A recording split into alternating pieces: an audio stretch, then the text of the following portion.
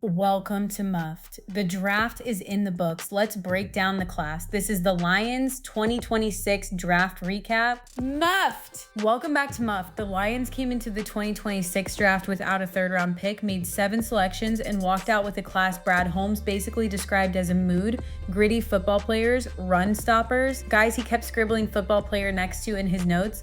The headliner is Clemson tackle Blake Miller at 17, but 5 of 7 picks came on defense, and the through line is unmistakable. Detroit wanted to get harder to run on, harder to push around, a little meaner across the board. Holmes called it meat and potatoes. That's exactly what it is.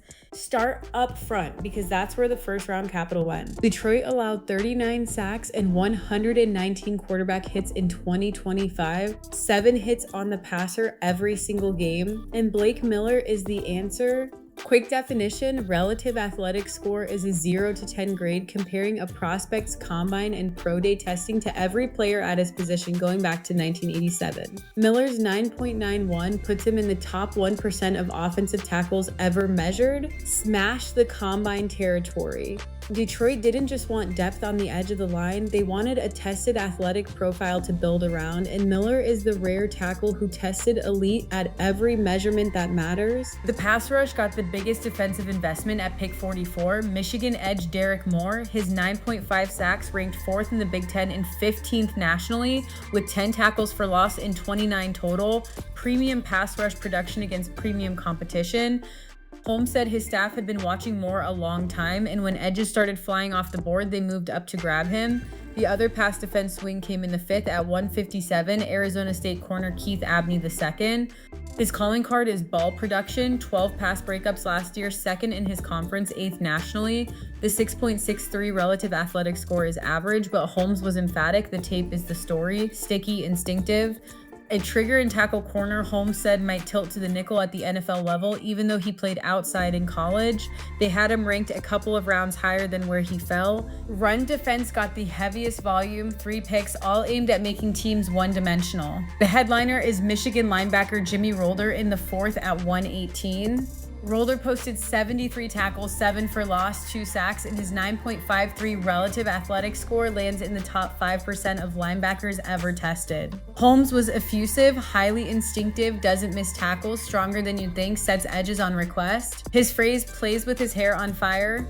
Day 3 added 2 interior pressure bets, not rundown anchors. 6th rounder Skylar Gill Howard out of Texas Tech tested at a below average 5.61, but Holmes raved about the motor and quickness as a sub-package rusher. Then at 222, Tennessee's Tyre West, 7.5 tackles for loss and 4 sacks in a rotational role on a stacked Volunteers front. With a much cleaner 7.42 relative athletic score, West was a pre-draft visit guy. The passing offense got 1 swing, Kentucky receiver Kendrick Law at pick 168. The number that jumps off the page is his predicted points added, the college version of NFL expected points added at plus 0.31 per play and plus 20.20 total across an SEC season on 53 catches for 540 yards and 3 touchdowns. That's genuinely efficient receiver play in the best conference in college football. Layer on a 9.66 relative athletic score, top 3% of receivers ever tested, and you've got a 5th round prospect with 1st round traits.